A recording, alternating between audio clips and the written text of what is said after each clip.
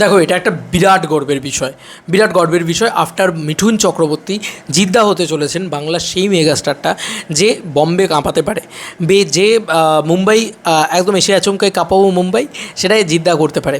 তো জিদ্দা সত্যি কি মুম্বাই চলে গেল, জিদ্দাকে বাংলা ছবি করবেন না? দেখো জিদ্দা বাংলা ছবি হয়তো করবেন কিন্তু অনেক কম করবেন, পরিসংখ্যানে অনেক কম করবেন। তো এটাই হচ্ছে একটা বড় ব্যাপার যে জিদ্দা কিন্তু একটা মানে বড় নাম বাংলা ইন্ডাস্ট্রিতে। এবার জিদ্দা যদি আমাদের এখান থেকে আস্তে আস্তে কম ছবি করেন তাহলে ওই ROI রিটার্ন অফ ইনভেস্টমেন্ট বা ইন্ডাস্ট্রির একটা পিলার কোথাও গিয়ে একটুখানি বেঁকে গেলেই ইন্ডাস্ট্রিটা কিন্তু একদিকে কাত হয়ে যাবে। একটা পিলার দেবদা সে কিন্তু টেনে যাচ্ছে, সে একা কত টানবে? এখান থেকে জিদ্দাকেও তো টানতে হবে। জিদ্দা হয়তো ধারাস করে ছেড়ে দিল এই মালটাকে, মানে এই পিলারটাকে ছেড়ে দিল দিয়ে বম্বের দিকে চলে গেল, কম ছবি করছে এখানে। তো এই জায়গাটা পুরো কিন্তু এরকম স্লোবের মতন ধসে পড়বে। আমাদের ইন্ডাস্ট্রির কিন্তু এই অবস্থাটা হতে পারে, ঠিক আছে? স্টার একেই নেই আমাদের ইন্ডাস্ট্রিতে, সুপারস্টারও নেই একে। তো এরকম একটা পরিস্থিতি দাঁড়িয়ে জিদ্দার মতন সুপারস্টার যদি আমাদের বাংলা ইন্ডাস্ট্রিতে কম ছবি করেন, এই যে দেখতেই তো পাচ্ছ কবে সেই বুমেরাং রিলিজ করেছে, তারপরে জিদ্দার কোনো ছবির অ্যানাউন্সমেন্ট নেই, কোনো ছবি শুটিং নেই, কোনো ছবি আসছে না, খুব কঠিন একটা পরিস্থিতি। এটা আমাদের কারোরই ভালো লাগছে না। কিন্তু এই যে জিদ্দা খাঁকি দ্য বেঙ্গল চ্যাপ্টার করলেন, এটাও কিন্তু একটা পাওনা, বাংলা ইন্ডাস্ট্রির জন্য পাওনা, অনেক বড় পাওনা, সব ঠিক আছে।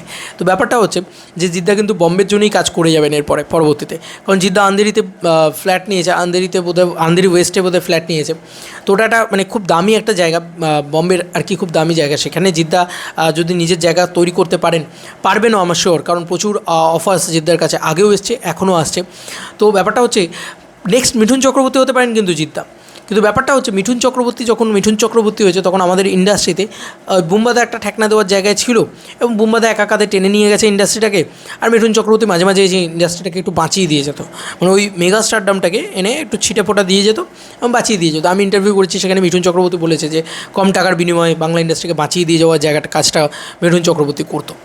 তো এখন দেখা যাক যে জিদ্দা সেই জিনিসটা করেন কি না, কারণ জিদ্দা কিন্তু প্যান ইন্ডিয়াতেই পুরোপুরি খেলবেন, জিদ্দা কিন্তু এখন হিন্দিতেই পুরোপুরি খেলবেন, বোঝাই যাচ্ছে।